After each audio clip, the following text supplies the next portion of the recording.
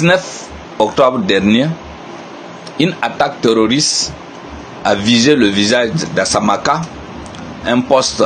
avancé donc de l'armée nigérienne, a été attaqué par deux groupes terroristes, notamment le JINIM, dirigé par Yag Ag-Gali, le Malien,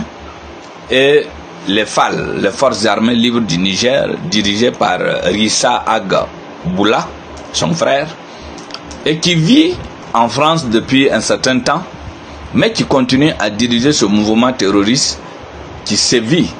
donc au Sahel en coordination avec les autres groupes armés terroristes, notamment les groupes armés du côté du Mali, comme le chef terroriste, l'organisation du chef terroriste Yag Ag-Gali. Le fait que ce monsieur, fondateur des forces armées libres du Niger,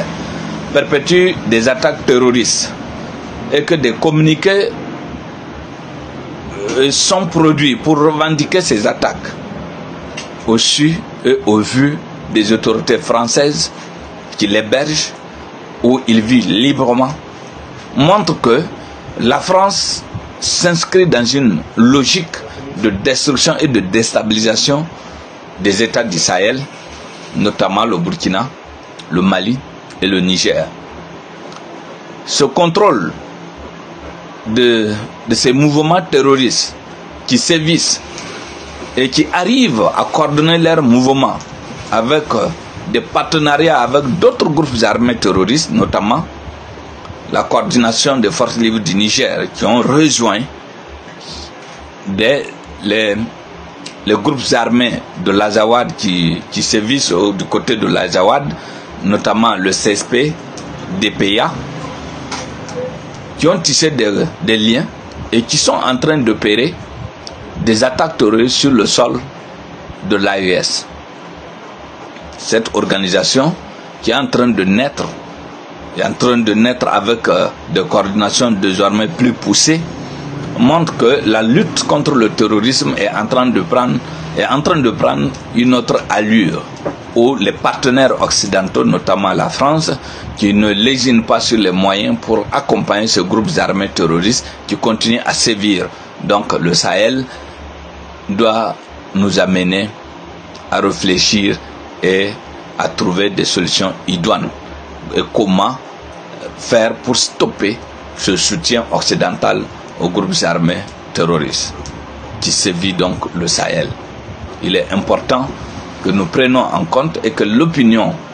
publique nationale et internationale soit attirée sur le rôle donc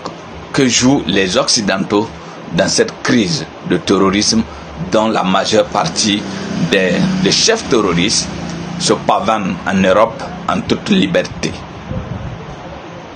Il est important que les populations africaines,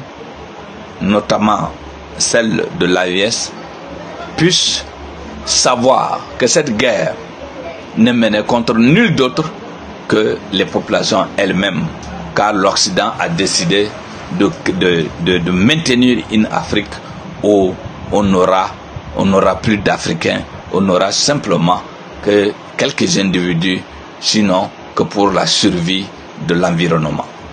Que Dieu vous bénisse et que Dieu nous donne